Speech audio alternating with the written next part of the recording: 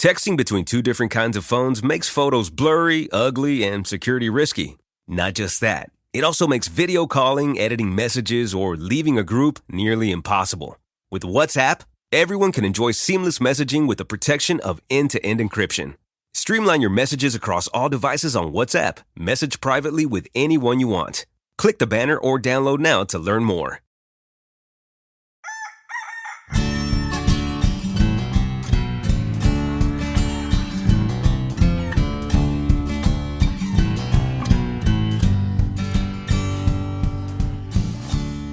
What keeps you up at night? Bills? Concerns about your family? The older generations or the younger ones? Your work, maybe? Well, it's no different for farmers. Except, what if your biggest worry is whether, as a fifth-generation farmer, you will be the one to lose the family farm? Welcome to Talk Farm to Me, a podcast that makes you rethink how you live, with insights from a source you never knew you needed until now. I am your host, Dana DePrima. I am deeply committed to bringing farmers to you so that you can get to know them and what they face, to bring you closer to understanding the farmers in your own community. And I know whether you know them now or not, you want to, because your personal health depends on it. And your family's health, the health of your air and your water and your soil too, your community's economic health, and even national politics. Phew! Seems like a lot to place on the shoulders of our farmers, but it's on our shoulders too. We want choices as consumers, and we are dangerously close to losing those choices. If small, local, and regional farming does not have our support, it will disappear. It is disappearing. That is why we're talking farm. It's something that once you start, you cannot stop. The dinner table, the water cooler, the cocktail party, and the voting booths. You want to be armed with a deeper understanding of your local landscape, and if that does not include farmers, it's weak. And your actions, daily, small actions like what you eat for breakfast, matter. You can take a small action and it can have a really big impact. I can show you. The fact that you are here now is one of those actions. Stay tuned until the end and I will give you two more. But for now, the fun part. You get to meet two farmers. They're married and raising kids on their farm that they share with their family. I met Laura and Mike Ellis of Mount Hope Farms in Oregon when Laura commented on a question I posed on Instagram about what worries you. Think of your own worry for a minute. That one that wakes you up at night. For Laura, it's being the generation that loses the family farm. It's heavy. But I want you to dig into the Ellis' story with me. Let me know if you think they will be the generation, the fifth one, that loses the family farm. In talking with Laura and Mike, where I felt really welcome to the kitchen table like we were old friends, I feel a sense of hope that is tied tightly to measured communication, research, trial and error, and optimism. Mike's side of the family are fifth generation Oregon farmers. We're third generation on this particular piece of land. Yep. And right now we farm with his parents and us and our boys, and we grow a pretty diverse selection of specialty crops, seed crops, table grapes, berries. We also do a line of fruit spreads from berries that we used to grow all of them, and now we grow some of them and source from neighbors and people that we know and trust. On my parents' part of the farm, it's primarily seed crops. So grass seed, clover seed, radish seed. A lot of that goes into the cover crop market. We also have a couple acres of table grapes, and that's the bulk of the stuff that we grow. We do a lot of the things that his family has been doing for a very long time. And then he and I started our own farm business, Mount Hope Farms, which does the table grapes, the fruit spreads. things that are very different than what was normally done. So it's a mix of old and new. I thought I would just chime in here as Mike and Laura exchange knowing glances across the kitchen table. Farming with family is hard, and the transition of a farm from one generation to the next is exponentially harder. According to the United States Department of Agriculture, around 97% of U.S. farms are family-owned. However, only about 20% of family farms survive to the third generation, and only about 10% make it to the fourth generation and beyond. We're working together with family.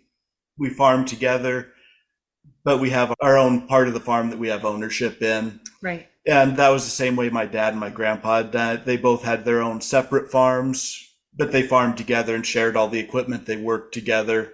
And so it's gives you a little bit of ownership and control of what you're doing, but you're still working with family too. So there's some efficiency in that. You're sharing equipment and knowledge and labor when you need it. Yeah, Yes. exactly. There's a lot of efficiency. We're very lucky in that Mike's parents have been very supportive. Mm-hmm. Sometimes things can be challenging, as always, when you're working with family, but they've been very supportive of different changes. But for the most part, it's been working out well. We just have to figure it out year by year. So I'm very curious. You guys are fifth generation and your kids are sixth. And Mike, it's your great-great-grandparents? If I remember correctly, I believe it was my great-great-grandfather walked out here on the Oregon Trail with his family at the age of 8. And that's how far back we can trace it.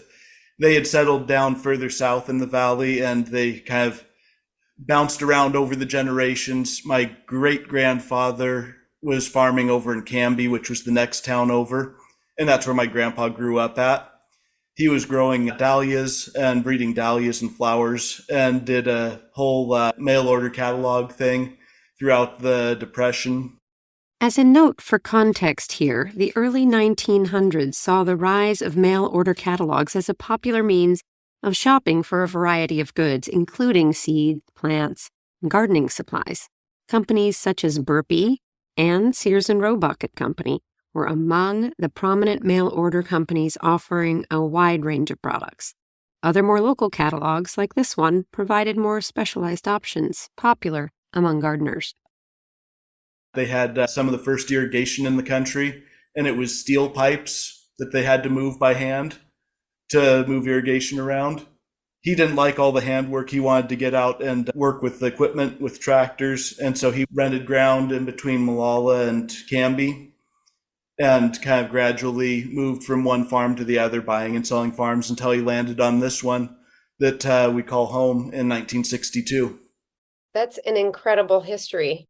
So who did you know and who was alive when you were little then?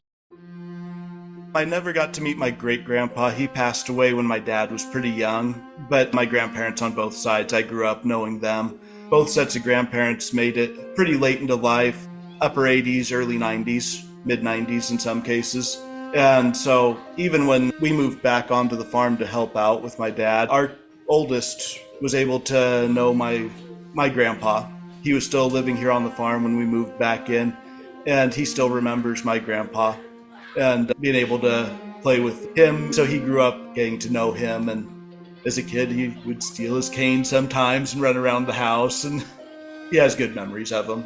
Definitely good memories. And I didn't grow up with any grandparents, so it's been really cool to see him have that opportunity. And then every day he gets to see grandpa and grandma a lot of times, because she does like the bookwork on the farm and she helps wherever she can and is able to.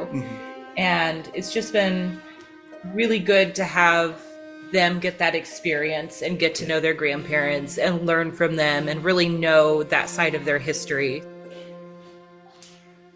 While we are talking about history, I would like to connect the dots on a little discussed element of family farming.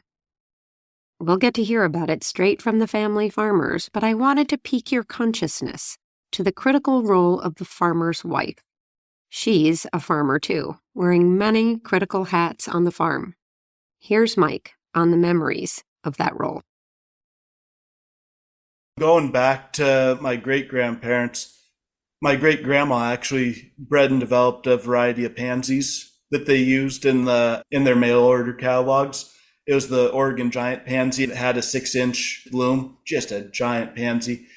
In addition to doing the selective breeding for that, because she was the one that had the real touch with that on how to pick out the right ones that were going to breed true. She also would be up till midnight or working on the books and their marketing after the work for the day was done. And so they kind of split up the labor a bit that way.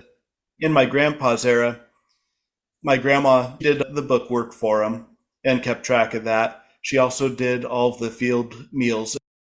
Field meals seems obvious, but in order to keep the crew running, farm wives would and still do bring meals to the fields for the farmers. It's a physical break, a time to eat, and a social and morale-boosting moment during a grueling day, usually one in a long line of grueling days. So she would spend her time really cooking and making sure all the crew that was working out there was fed well. But she also jumped in trucks and would drive truck for them at times. And so she was doing work right there with them. Well, and I know your dad speaks of her so highly because she did so much and was always involved, always taking care of other people. Like I know your grandpa told me a story once about how she went down to the pasture and there was a cow that was having trouble calving, and she stayed out there and helped it and pulled the calf and did all of that on her own. So she was a very strong person. And I don't know as the farm could have functioned nearly as well without her help. I love hearing these stories, and actually I feel like we're like at the kitchen table. I'd love to meet all of these characters from history. Laura, I want to go to what you said to me. What if you can't keep the farm going as this fifth generation? It's a worry. I think it's been a worry for every generation. It was a worry for Mike's parents. It was a worry about how they were going to pass it on. It was a worry that who is going to want to do this? Is anyone going to want to do this? And luckily, Mike was very interested, and this is what we really wanted to do. But there's always that worry of, are we going to be the ones that make a mistake with these new things that we're doing? Are we going to lose it for our kids? Are we somehow going to make it so Mike's parents don't get the rest that they need? Are they going to be able to do what they need to do as they age and get older? And we're just very conscious of that in every single decision that we make. And at first it was very exhausting, and there was a lot of fear and there was a lot of anxiety. And a lot of times there still is, but it's gotten easier. And I think it's gotten easier as Mike and I have gotten more confident in our decision making, as we've learned who we are and learned more about what we want to do. Because I think when we first came back here, we knew we wanted to farm, but we didn't exactly want it to go the same way as what we had always seen. My dad was very willing to accept change and move in a different direction. He had felt at times like he couldn't change things as much as he had wanted to when he was farming. And I love both my dad and my grandpa. They're great people, but everybody has flaws, and sometimes they didn't make the changes that needed to be made. My grandpa wanted things to stay very much the same, and he wanted to be supported with the lifestyle he became used to.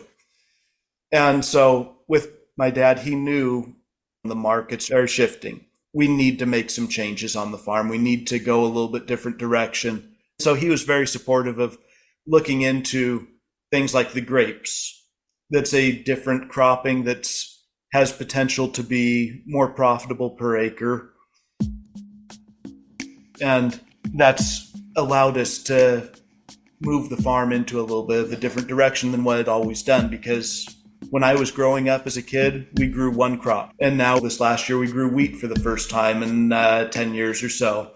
We're growing grass seed, but for the forage market, for pastures. We're growing cover crop seed. We've just diversified into a lot of different things. Just want to clarify and fill you in. Forage crops are primarily grown to provide feed for livestock, They're cultivated for their nutritional value and are an essential component of livestock farming systems. On the other hand, cover crops are primarily planted to cover and protect the soil during periods when the main crop is not growing. They're often grown between regular crop seasons, fall to spring, or during the off-season, to prevent soil erosion, improve soil fertility, suppress weeds, and enhance overall soil health.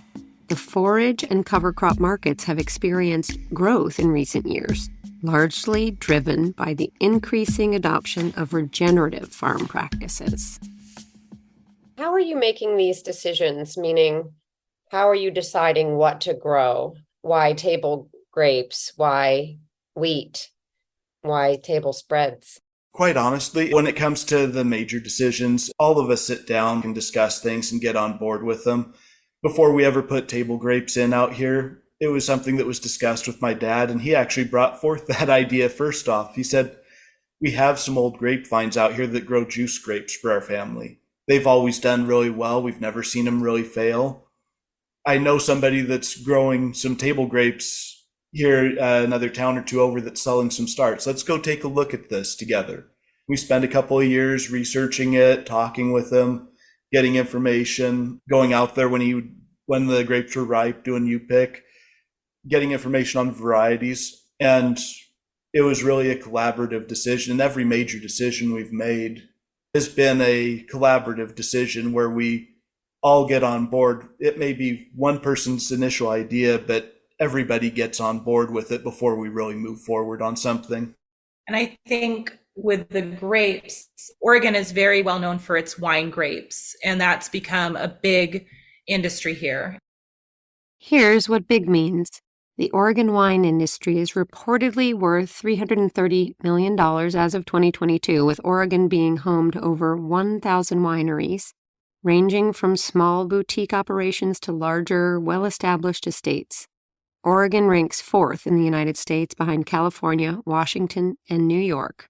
Big enough, right? And people for a long time didn't think it could be done, and now it's a huge thing.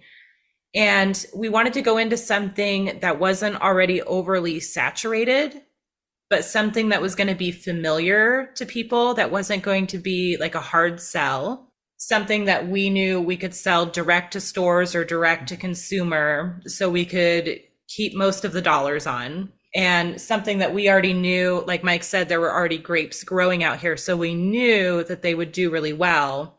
And it's something that's unique in that the varieties that we grow are different than what you're going to see everywhere else, but people were comfortable trying it. And now we've got seasonal customers that wait to see them in stores, wait to see us selling them off the farm when we do that. And it's been really successful. You just kind of have to dive in and go for it with the best decision making and discussion that you can do. And sometimes things work great, and sometimes they are a struggle. Yeah. I do think that it is a tough conversation for multi-generational farms to bring up a change in any kind of a management practice, because the older generation, I've heard a number of times, well, I can't do this until my dad turns the farm over to me. I can't do this until grandpa isn't around anymore, because they won't put up with it. I never hear anybody say, why didn't the younger generation present this better? Couldn't they have approached it in a way that would have made it easier for the older generation to accept? Because any change to the farm is a change that may be changing a practice that's been in place for generations. And you kind of have to take a step back and say, what is this really saying to my dad or my grandpa or the previous generations from me? Is this telling them that what they were doing was wrong? Because it can be really easy to come across that way. Let's approach this in a way where we're being respectful to our previous generations, because if you don't approach it with the right respect, you're not going to have good success getting anybody won over to being supportive of that change. And if people aren't on board with the change, you're not going to be successful in making a change. Yeah, that's really wise. And you're right. You don't hear a lot about the perspective that you're talking about, where there's a little bit of pressure and responsibility on the younger generation to step up and recognize where the farm came from and that it's hard to make change. For us, The most important thing is relationships. We've talked about this so much that it's not only between, our customers and us and stores and us, but it starts right here on the farm between my in-laws, between Mike's parents. We want that to be a strong relationship because that's what matters. That's what you're going to take with you. And we want to model that for our kids because that's going to be a lifelong lesson for them. If our kids decide that this is what they want to do, they may decide to go a totally different direction. And I'm preparing myself to be okay with that now and be supportive and just keep that in the back of my mind because we've seen the benefits of people supporting us, and then we've seen the pressures that come with this. So I hope that as we age, we can keep remembering this and keep that front of mind. It sounds like you guys have some really good practices, some best practices in place from a family perspective, but also from like farm decision making. Sounds like you're pointing the arrow toward getting it to the next generation. What would be the biggest worry? The biggest worry, I think, would be losing the farm. We really do believe that we don't want to pressure our kids into doing this. We want them to be the best versions of themselves and to do whatever is going to be good for them. But it is kind of heartbreaking to even ponder that thought of, well, maybe they won't want to do it and maybe nobody else in the family will want to do it either. And then what happens? But in the end, we have the gift of being able to do this for however long we're here. And that's pretty special. But it's a fear, and it's a fear of letting people down. If something happens and we fail and aren't able to keep farming, it's hard to think about other people seeing that. It's a pride thing, but we know that we're doing the best that we can. And I know another one of our worries too is when the time comes, whenever it gets transitioned, whether it be to our kids, to other family, or to somebody outside of the family, whoever takes it on, there's definitely concern there that we have it set up and structured in a way where it's set to be successful, because it is really, really difficult to take on any business that's sitting there floundering, that has all kinds of problems that you have to correct and change. We really want to make sure it's thriving so that it's attractive for somebody to come into. It's looks like something that family would want to come into and help support, but also that it would be set to be supporting any family that would come into it. But can you tell me where you are? Like, what's the community like? I feel like you have a very strong family community, but I'm curious what's going on around you, what kind of farms, and what else is going on there? Well, the nearest town to us, Molalla, it was a logging community originally, but in the 80s, logging really took a downturn, and we lost a number of mills. It's since regrowing, but it's becoming more and more of a bedroom community for Portland. A lot of people living out here, commuting into the Portland metro area for work. But there's still a lot of old families that have been out in this town for generations upon generations, especially in the farm ground outside of town. The neighbors all around us here, we know most of their families going back 2 or 3 or 4 generations. So there's still a lot of fairly tight-knit community in the countryside out here where most all of the farmers know each other.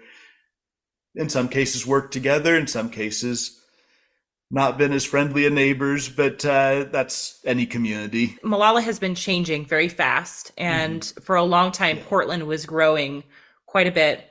And like Mike was saying, it was a lot cheaper to live out here and drive the 45 minutes to an hour into Portland, because a lot of people were coming up from the San Francisco Bay Area. And so that commute really wasn't much to them. They were used to that kind of thing. And so it's changed in that we've got a lot of new faces, and it's wonderful when they stick around for quite a while and get integrated into the community and get to know everybody and the same. And the other farms, what are they producing near you? Oh, there's quite a bit of diversity. Grass seed has always been a real mainstay for the Willamette Valley in general. Specialty seed crops of any number of varieties are a real mainstay because we have a climate that's a Mediterranean climate type. It has a real dry summer where you don't get hardly any rain. And that's really essential for producing really good quality seed and getting it harvested well. So right next to us, a neighbor of ours here joining one of our fields has greenhouses, and they sell plant starts for farms, for commercial plant starts, transplants. And you'll also see broccoli, cauliflower, sweet corn, green beans. There's vegetable packers in the area that are buying and contracting all of that. There's onions being grown out and around us, grass seed, obviously, clover seed, cover crop seed, turf seed, and then a whole lot of specialty vegetable crop seeds, your brassicas, radishes, things like that, as well as hazelnuts have been a big player recently. The acreage of those has been expanding rapidly. Blueberries, blackberries, raspberries, strawberries. I think we're one of the top, if not the top grower. We're one of the only growers of Marionberries, maybe the only commercial growers of Marionberries. I'm not sure. Maybe Washington has that too. Oregon has the majority of them. Yeah, in the US. The climate is just really special. A lot of neighbors grow caneberries, so the blackberries, raspberries, things like that. And we have a certain number of those on our farm as well for family use. The area is just so diversified in what you can grow and what does well here. Yeah. It's pretty incredible. And that's been hard too in some ways, to see the farmland getting eaten up by, housing and industrial use. Yeah. That's hard. What do you do in terms of your customers? You say you're direct to consumer, but also to some stores. What's your market like? For our table grapes, we grow them here, obviously, and then we deliver straight to specialty grocers. So like New Seasons Market, Market of Choice in the Portland area, all local specialty grocers. And it's a short season. We deliver for the month, and that's it. And then with things like our fruit spreads that we make from fruit that's grown here and from neighbors, we also sell those in stores and off of our website. And we're slowly working on putting in like a farm stand and such out here. We just really think the more direct we can be, the better. It's better for us, and I think it's better for the consumer because they can talk to us and we can really communicate what's wonderful about our products. If they have questions, we can answer them, and they can really get to know us and our story, and they feel really good about it, and we feel really good about it. Well, and also for the grapes and everything that we're doing more direct to consumer, it allows for a level of transparency that is pretty unparalleled because we can open up the farm right before grape harvest and have grape days. We've been doing that, letting people come out, tour, see how we're growing them, talk with us on our farming practices.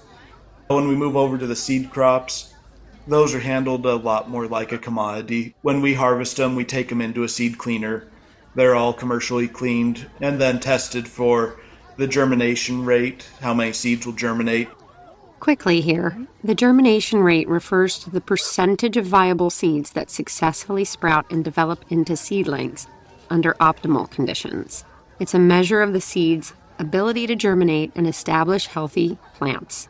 Seed sellers, including seed producers and distributors, need to offer products with high germination rates to remain competitive in the market. Seed buyers, like farmers, are more likely to choose seeds that are known to have reliable germination performance. There are other tests, but this is a big one. The purity, and so they run it through a slew of tests to look for any other crops, weeds, anything like that. And by law, you have to have that on the tag to sell it. And then it's marketed through third parties out to seed dealers and distributors, because when we're hauling in hundreds of thousands of pounds of seed, your everyday homeowner isn't going to want to deal with those kind of quantities. Even a 50-pound bag is overwhelming to most homeowners and small-scale growers. And then grains, if we grow any wheat, that gets marketed either through our local feed mill or directly into Portland, where it's put on container ships and shipped around the Pacific Rim.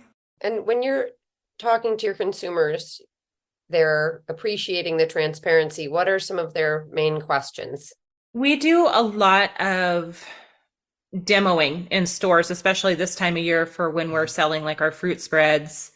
And I would say like the same questions come up for them as the people who do like the vineyard tours and the buyers for the grapes. And they want to know if they're grown organically. They want to know if we use any chemicals. They want to know if we're regenerative. They want to know our family's history, how long we've been here, how we help the community. We actually get that question a lot, how we contribute back to the community. They want to know more about their food, and they want to know what makes it different than like just going into a store and buying a red flame grape from California. Like, what makes this different? And usually if they can taste it, they can see the difference there. But before they do that, they need to know what makes things different, why we're special. There's a lot of pressure on farmers who sell direct to consumers to answer a lot of questions. And then in a grocery store, customers buy whatever there is without any questions. It's an amazing contrast. And so we do a lot of education about that through demos, through our website, through social media, and a lot through in-person events too, which are starting to come back more in our area. So give me a little overview of your practices and how you would answer those questions. In terms of growing on the grapes, they're certified organic. The rest of our seed crops are not. They're still conventionally grown. However, we've implemented a lot of organic practices and inputs onto those and have reduced the amount of fertilizer and chemistry that we use on those to be more sustainable, more regenerative in how we're going about it. The grapes specifically, though, we use a combination of our cultural practices, the trellising that we use, how we remove leaves around the clusters and straighten clusters to improve airflow. We use that to mitigate fungal disease that can outbreak in there. Trellising in grape growing refers to the practice of providing a support structure for grapevines to provide optimal vine growth, canopy management, and fruit exposure.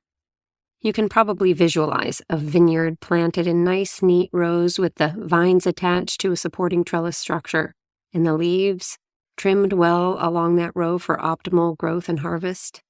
I love how vineyards look, all neat and tidy. Because our biggest issue with those for disease is powdery mildew. It likes a moderate humidity and it likes a moderate temperature, and it does not like sunlight. So if we can manage the canopy in a way where we get some sunlight in there, we get some airflow in there, we keep that temperature from being sitting right at 70 or 80 degrees, which under a full canopy in the shade, it'll sit there all summer long like that. So we let a little bit of light in, we let some airflow in, and we try and make that climate unhospitable to the fungal infection. We also use some organic certified, they're classified as a fungicide. What it actually is a plant immune system booster to help the plant naturally get its own immune system up and going into high gear so that it can fight off any disease or issues that it has. And so going through and talking with people and being able to walk them through the vineyard, show them exactly what we're doing and why, that gives them a good idea of what we're doing management practice-wise. I think maybe a good short way to answer that too is like we do things as naturally as possible for all of our crops, and we keep moving towards that. So the whole farm is no-till. Tilling in farming refers to the mechanical manipulation of the soil to prepare it for planting, manage weeds, and improve soil structure. The process involves breaking up, turning over, or loosening the soil to create a suitable seed bed. Tilling is a traditional agricultural practice that has been used for centuries. In recent years, there has been increased interest in reduced tillage or no-till farming practices, which aim to minimize soil disturbance. These practices seek to maintain or enhance soil health, reduce erosion, and improve overall sustainability in agriculture. The choice between tilling and no-till often depends on factors such as climate, soil type, crop type, and specific farm management goals. And at Mount Hope Farms, this one other exception. The only exception we had a few years back was we had an outbreak of moles and gophers in one of our fields that we rented. And they did not respect the whole no-till thing. And it got to the point where we were forced to bring a few tillage tools down and smooth it back up because they kind of tilled it for They tilled it for me. in a bad way. Yeah. But we try and be as natural as possible with everything we do. And that's one of the changes, I think, for our generation too, is we're recognizing and we're seeing more of, I think all of the generations before us were doing the best that they could, and they were really good farmers. And I just think we're learning as we go. And a lot of the practices we're kind of going back to more natural.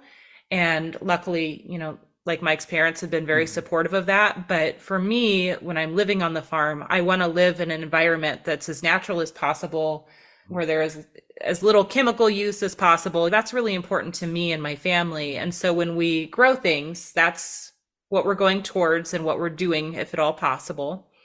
And then when we're making things like our fruit spreads, that's also what we do. So and that's key for our customers too. And when we source fruit from neighboring farms or from farms that we know and trust, we also look for those same practices and those same standards. And that's where the relationship becomes so important too, is we have to be able to trust them and see what they're doing, and they have to be very open, because when we're sourcing something from them and not growing it ourselves, I want to know how it's being done. And luckily, we've worked with people for a long time now, and it's been a really great thing. It's been wonderful to get to know people and build stronger relationships through our business. And we're really proud of how we're doing things in the direction that we're going. And we just always hope it's the right way, but I think that it is. I'm very interested in this dance, the farmers and the consumers together, because I think, for example, when there are issues in agriculture, big ag, or raising livestock or whatever it is, that people feel like they don't have a voice or a way to make it better. And so I am constantly saying, like, the egg carton does not say cage free or organic or any of those things because it wants to. It says it because consumers asked for it. And I love that you guys are having those conversations. And I'm just curious what you guys think of that give and take. Oh, it's essential to have those conversations with your customer. I came out of a conventional background, and so I was reluctant about going towards organic. I needed to see that I could do it successfully and have a good, healthy crop, because I feel very passionate about my calling as a steward of the land, caring for it and looking after it. I wanted to make sure I could do that properly and still be in compliance there. But early on, when we were talking with our first grocery store that we got into with the grapes, he said, I know that you're not certified organic yet. You really need to look at doing this because that is what our customer wants. And there's going to be more people jump into this. You need to do this so that you're differentiating yourself from the other people that jump in. Great produce buyer, great friend of ours, and gave us great advice. And that really gave me the nudge to start looking that direction, was that direct feedback from not necessarily the end user, but the person that we were dealing with that was buying our grapes for his grocery stores. Farmers want to produce a crop that the consumers want to buy. So we need to get out there and talk with them and find out what they want so we can produce what they want.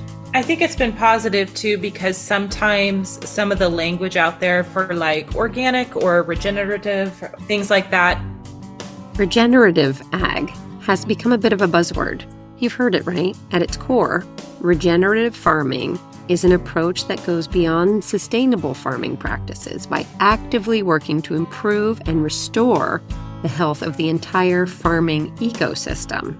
The primary goal is to regenerate and enhance soil health, promote biodiversity, and improve the overall resilience of agricultural systems.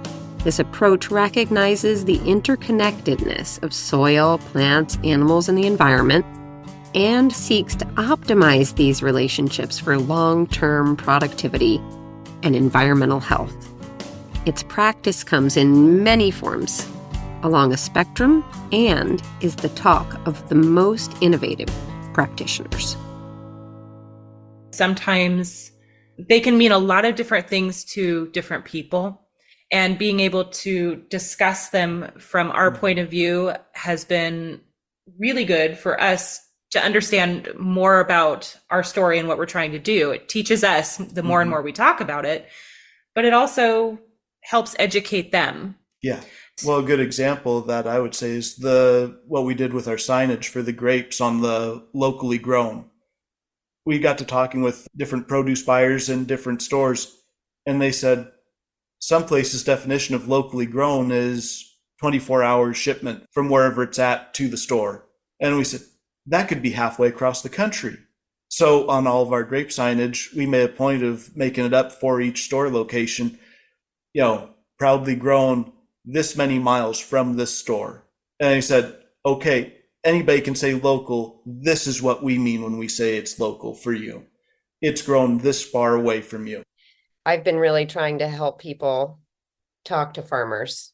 You must know a farmer. It will change your life. And I think this is what I'm talking about, meaning it's so lovely to talk with you guys.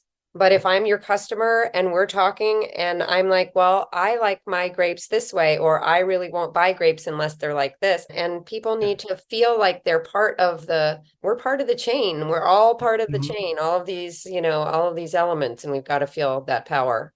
The idea is that curious, interested, concerned individuals get an opportunity to meet a farmer in a way that you can't necessarily meet at a farmer's market. I'm interested what you want to say to people who are not farmers. What is something that's really important that you want them to do? From my perspective, it's to really get exactly what you said, to get to know your farmer, and then you will know your food. Get to know them, ask questions. Just asking questions is a way of supporting us, whether that be on social media, whether that be in person. And getting to know us, getting to understand why we do the things that we do and why we need to grow things the way we need to grow them, and getting to know exactly what they're supporting and who they're supporting. I think that's it's going to be so important, especially as we go into the future and as we see in our local area, things starting to grow. Getting people to support local and know us is going to keep us going. And it's going to keep us going for generations. If our family decides to keep doing this, or whoever takes over the farm, that's going to be key, because we're not going to grow a lot more than what we already are in a lot of ways. We just need to be able to take what we have now and use it really well and get to know our customers and continue getting their support. It's just essential. Get to know the farmers in your area. Even if they don't provide you with every last bit of food that goes on your dinner plate, the more farmers that you talk to, the more farmers you know, the more you're going to understand about what's showing up there. And quite honestly, most people are eating 3 meals a day. You're interacting, whether you realize it or not, with farmers 3 times a day. Get out there and get to know them so you know what's going on with that. And it's going to be good for them, because honestly, farmers need to get to know their customers better too, so that you know what you're producing for, and realizing you're producing food for people. It changes your perspective on what you're doing, and it changes your idea of what your standards are going to be when it's food for somebody's table or a commodity going to an elevator. Get to know your farmers. Yes. Do you? If you want to connect with a farmer near you and you need a little guidance, just let me know. I'm always happy to point you in the right direction. Today, that direction was toward Oregon, just outside of Portland, at Mount Hope Farms, at the kitchen table of Mike and Laura Ellis, with a spunky little rooster right outside the picture window. Did you notice him? Talk Farm to me is one of the best ways to get to know some farmers. It is hard to get them to sit still long enough to get into it pretty much anywhere else. That said, there's no replacement for knowing and supporting the farmers in your own community who put the food right on your very own dinner plate.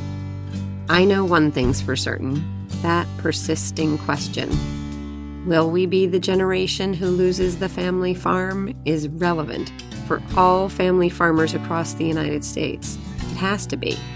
Farmers have to work harder than ever to keep the farm from going under. The challenges come in many forms. You can talk about those with your farmer, and you can be the one who makes those challenges less threatening. At the top of the show today, I promised that I would share with you 2 ways that you can take a small action to support your farmers.